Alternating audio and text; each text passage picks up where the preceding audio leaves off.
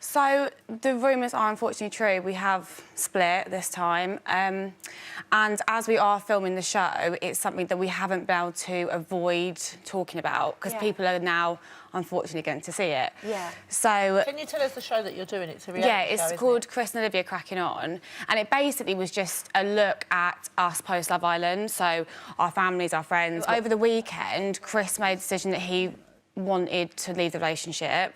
So. He told you this. This was on a phone call. Yeah, phone call that I didn't really take it seriously, if I'm honest with you, because though you know Chris, he's quite reactive, and he said it to me a few times before, like in anger. Where did it come from, do you think? Obviously, I mean it's in the press, isn't it? I went out the week before and I had a few too many drinks, and I sent some stupid tweets, which he obviously. To who? To well, many people, but one of was my ex-boyfriend, which obviously is like. Distasteful, and it's not funny, but it's one of those things like when you're out with the girls, I thought it was really funny, and it's not funny, and if Chris done it, I'd be annoyed. It really upset him, yeah. It really upset him, and it obviously upset him to the point where he wanted to end the relationship. I've obviously taken it really hard, because I feel like I've stood by Chris through all sorts of things that, to me, were a lot harder to swallow than what a tweet would be. Do you mean the stuff with Katie?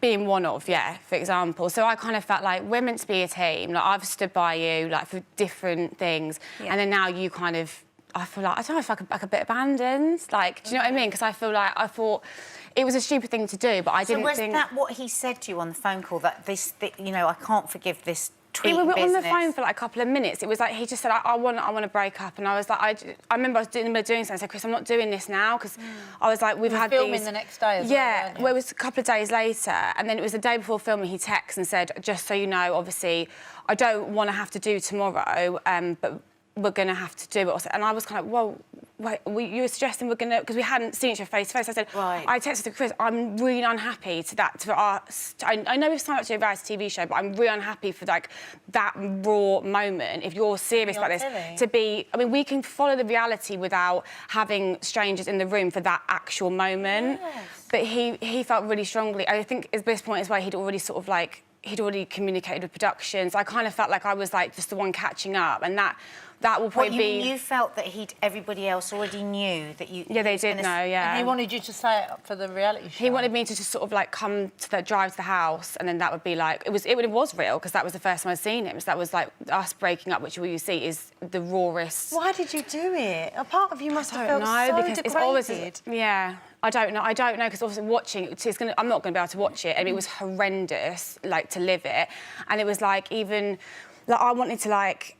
I wanted to wait until cameras are gone and just be with Chris on my own. Like, it's just the weirdest feeling. Like, Did you get to have any time with him on your own? Like, we had a conversation, like, later on after, but it's kind of like it went on for ages. It was done then, and he kind of said, look, I'm serious. I was just like, I can't believe that moment. I'm going to remember that forever. How do you feel about Curtis now? And would you have done anything... Now you know, would you have... If you could go back, would you do anything differently? I would not change anything. I'd do it all again tomorrow, and taking myself out of that situation has now made all the bad stuff go away, and I only have fond memories of my time in the villa. Nice. And those first 4 weeks, I was so happy, and I'd do it all again. And this is the thing, if I was like, keep saying, I was like a little avocado. I had a very small window of opportunity to leave. Avocados are only ripe for a very small time, aren't they? If I'd left the week before, I'd have been leaving, going, I hope karma gets you in the end. Yeah, if I'd stayed, it would have just gone downhill. And I had that... I was really strong, and I was sat by the pool, and I just thought, I don't have to be here. I'm not going to meet anyone else. Yeah. He's never going to be happy whilst I'm here, because I know what he's like, and he would not rub anything in my face. So... It's still a brave thing for you to do, though, as well, I think. It's very intense, though, isn't it, in that... I mean, when I was watching it, you do kind of think, how can people get so upset about something that's like an everyday?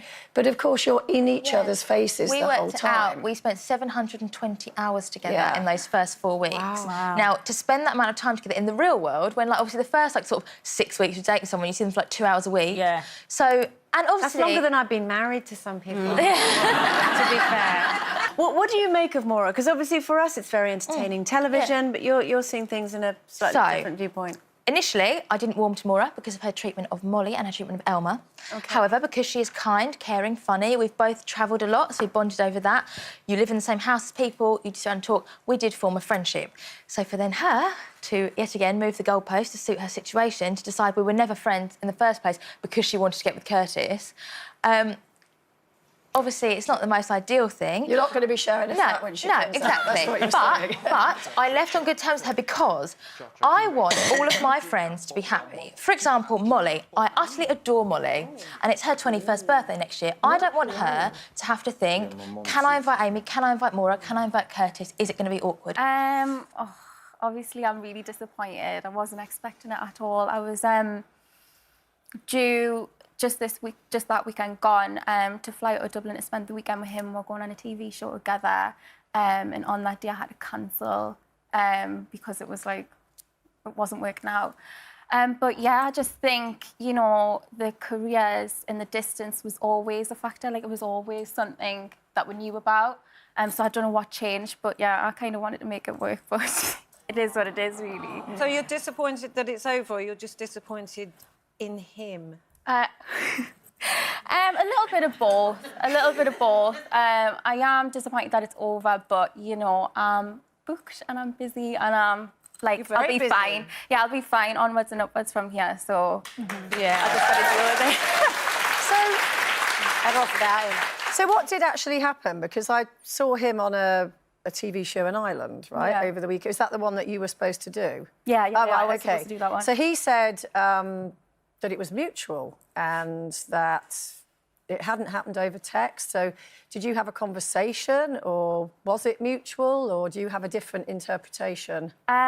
So from my point of view, I kind of still wanted to make it work.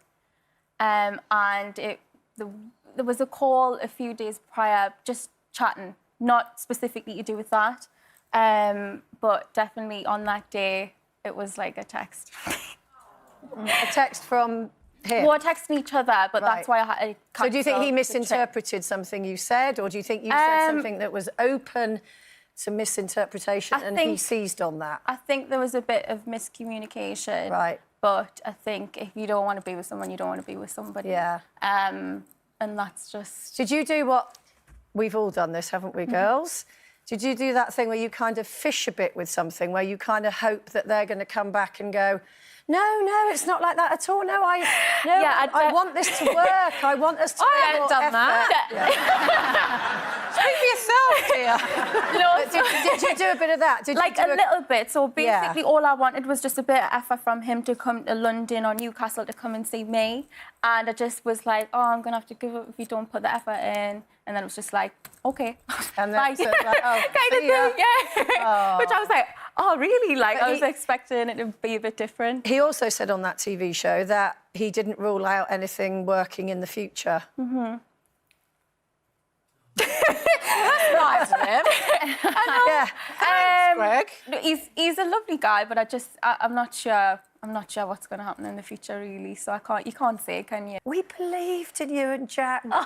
We loved it. I loved the fact that you didn't have sex. I thought you were great. I thought you were great role models. I've done it. You on telly? Never been asked, Dani. I thought you were great role models to a lot of the young people watching it. And what went wrong when you came out? I just think it just doesn't work sometimes. It's like any relationship. I think sometimes it's either going to work or sometimes it just doesn't, and it just didn't. I think there's a lot of pressure as well when you come out. Like everybody. Yeah. I think when you're on Love Island, you're in a bubble. Yeah. You know, It's like holiday summer. romance. Yeah, it's like a holiday romance. Are you but- glad you did it? You're only 23. You're such a young, gorgeous lady. Are you looking back? Are you obviously it has given you an amazing career now? But are you glad you did it? Are you proud of your moments on Love Island? Yeah, I loved Love Island. Like, I'm so happy I did it. Like, it was such a good summer. We had a great time, and I met really good friends in there. So no, it was wicked. It changed my life. It was so much fun. You met this lovely guy, Adam. He seems to have had a few girlfriends in the build-up to you. You've left. How's it been watching him carrying on without you? Cracking on without you. Right, Andrea. You know what? It's so hard because emotions are so high in there, and obviously I have feelings and I'm like a human like anyone else, but, you know, it's so hard to watch, but I've got to keep in mind that it's a game, and, like, I went in there for the same reason as he did, and... And what was that? Why did you go in? I mean, it's difficult because I'm one of those people when I can't picture myself in a relationship until I meet someone and I think, yeah, I want a relationship with you, whereas some people will go out and actually look for a relationship. I'm not really like that, so I went in there with a really open mind and open to the experience. You liked him from day one, though, didn't you? And I do genuinely think, I know he was, you know, because of what happened with him and Rosie when you came in, he was painted as the bad guy, but I do think he really, really did like you. Yeah. You did have that connection. Yeah, I agree. Connected. What's interesting is obviously we're watching it all because there's lots of different cameras and we're seeing things that are going on in different parts of the villa, which when you're in there you can't see it. But you came in later, so you were privy to more information than everyone else. So did you not have a little idea in your head, right, you know, maybe he's not in for the same thing that I am, maybe I need to be a bit more careful? I mean, I tried to go in there with a really open mind. I mean, even coming out now, I know that you see 45 minutes of a 24-hour day, and as much as people say it is true. So I went in there with an open mind to getting to know everyone. And to be honest, I just clicked with Adam from the second I met him, so... Do you kind of feel now, because now watching him, obviously, on the outside, and he's snogging someone else, do you get why now Rosie was so upset about that, when you came in? I understand, but... Although she did the same thing to the Kendall. And there was a lot more to the story that people didn't see. Like, for example, I went in there, I didn't kiss Adam for 5 days, and she did the complete opposite and kissed him very quickly after getting to know him. So I really tried to, like, maintain my integrity and my dignity and not give in too soon, because I think a lot of people get caught up in the emotions of the show, and it is intense, and I tried to, like, separate myself from that and think, would I do this on the outside? Probably, you know. Now you're out, how is it now with Jordan? So I was really angry the next day as well. I don't know if you saw After Sun, but I was on the terrace. Yes. And then because we're just round each other for, like, things like yesterday, the podcast, and we just have to be civil. You know, like, I don't think we'd be friends, but we're just civil. Because he said sorry, hasn't he? And he's seen that he was a bit of a plonker. Yeah, and he said sorry to me a few times since then. Yeah. Even last night, he said sorry to me again. Oh, really? Yeah, he's a bit flirty. Yeah. Ooh, But Anna, I'm curious, would you give Jordan a second chance if he... Absolutely not. No. No way. It's just the way it happened. Like, I don't always think that if someone cheats, you don't give them another chance. It's just the way it happened. It was 2 days.